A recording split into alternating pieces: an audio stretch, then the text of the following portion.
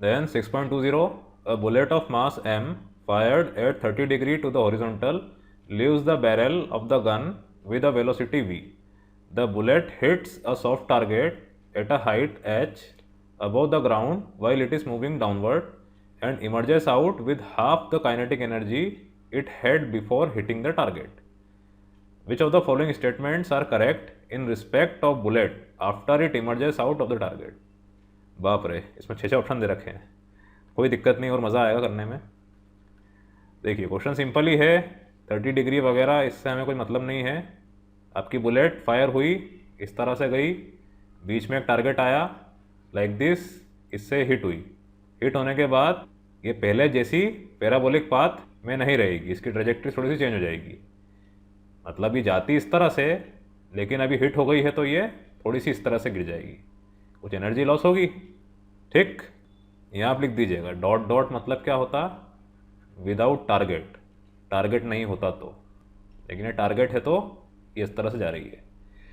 अब इसमें आपसे बोल रहे हैं पहले ऑप्शन में the velocity of the bullet will be reduce to half its initial value. कोई दिक्कत वाली बात नहीं, जो आपको दे रखा है उसी का आप यूज़ कीजिए। 30 डिग्री तो रिलेवेंट है, कुछ काम का नहीं, m काम का है, v काम का है। इनिशियल वेलोसिटी कितनी थी, v थी। मैं इसको ऐसा बना रहा हूँ, v cos theta sine theta कुछ नहीं ले रहा हूँ, क्योंकि मुझे एनर्जी से मतलब है। तो इसको मैं काम करता हूँ, v को नाम दे देता हूँ vi।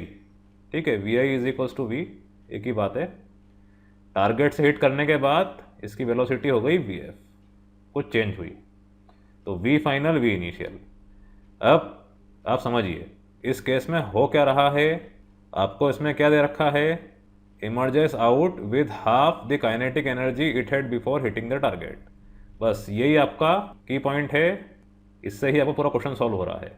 टकराने के बाद जब इसकी वेलोसिटी vf थी तो इसकी काइनेटिक एनर्जी kf, ये क्या हो जाएगी, हाफ m vf स्क्वायर। और टकराने के पहले जब इसकी वेलोसिटी थी v, तो इसमें काइनेटिक एनर्जी कितनी हो जाएगी, हाफ m vi स्क्वायर।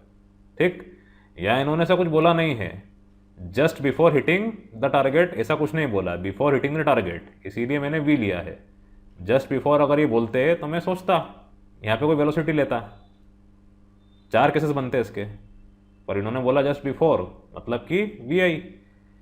तो ये जो kf है, ये इस ki की कितनी है, हाफ। तो according to the question kf is equals to 1/2 ki, half the kinetic energy it had before. बस इतना आपको ध्यान रखना है। तो इससे आपको क्या मिल गया, हाफ m vf का square is equals to half into half m vi का स्क्वायर, 0.707। ठीक, बस इस डेटा का ही हम यूज़ करेंगे इसको सॉल्व करने में। The velocity of the bullet will be reduce to half its initial value. नहीं, हाफ तो नहीं है, हाफ होती तो 0.5 होती, पर यहाँ पे तो 0.707 है, तो ये ऑप्शन आपका चला गया।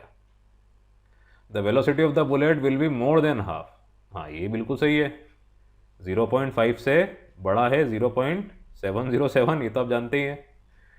The bullet will continue to move along the same parabolic path, नहीं ये गलत है, मैंने लिख दिया यहाँ पे आपको, देखिए विदाउट टारगेट, टारगेट नहीं होता तो फिर यही पैराबोलिक पाथ होता पहले ऐसा, लेकिन यहाँ पे टारगेट से हिट हो गई है तो इसकी काइनेटिक एनर्जी कुछ चली गई है, लॉस्ट हो गई है, इसीलिए तो हाफ आया, half its initial kinetic energy आई, मतलब ये कुछ हीट में लाइट में तब्दील हो गई है, इसीलिए सी भी बिल्कुल नहीं होगा। The bullet will move in a different parabolic path, हाँ ये बिल्कुल सही है, पैराबोलिक पाथ तो इसका रहेगा, इसकी ट्रेजेक्ट्री पैराबोला जैसी रहेगी, क्योंकि ये काइनेटिक एनर्जी से कुछ मूव कर रहा है, भले ही पहले इतनी नहीं है पर कुछ ना कुछ है तो सही। अगर इसे टकरा जाता, काइनेटिक एनर्जी से जीरो हो जाती, वेलोसिटी जीरो हो जाती तो ये एकदम से गिर जाता, लेकिन कुछ काइनेटिक एनर्जी है, मतलब कुछ वेलोसिटी है, इसीलिए पैराबोलिक पाथ इसका है। अब देख लीजिए ये ऑप्शन आपको वही है, विल फॉल वर्टिकली डाउनवर्ड, नहीं बिल्कुल नहीं। ये होता if kf is equals to 0 होता, तो टारगेट इतना हार्ड होता कि वहीं के वहीं उसको रोक लेता और नीचे गिरा देता, पर ऐसा नहीं हो रहा है। The internal energy of the particles of the target will increase, हाँ ये बिल्कुल सही है। इसको जब ये हिट करेगा तो हिट करने के बाद इसका पैराबोलिक पाथ ही डिफरेंट है, तो यहाँ पे टकराते समय कुछ एनर्जी हीट लाइट फॉर्म में या किसी और फॉर्म में ट्रांसफॉर्म हो गई है according to law of conservation of energy. तो इसके आंसर्स होंगे बी, डी और एफ।